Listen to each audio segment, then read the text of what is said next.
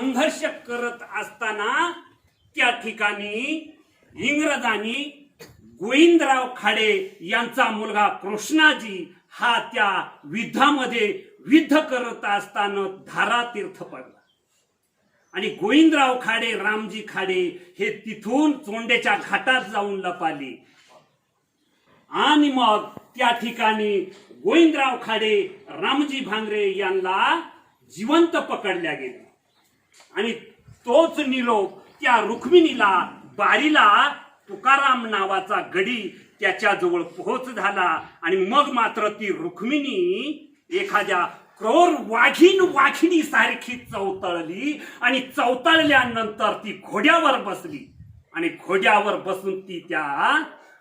पाभारखिंडीच्या दिशेला निघून गेली. खांद्यावर बंदूक होती आणि मग तिथून तिनं पाहिलं हे इंग्रज कोणत्या रस्त्याने येत आहे आणि इंग्रज कोणत्या रस्त्याने येत आहेत हे पाहत असताना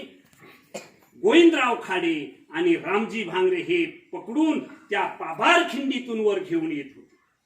आणि मग मात्र रुक्मिणींना वेध घेतला, पाया रोवला आणि मग मात्र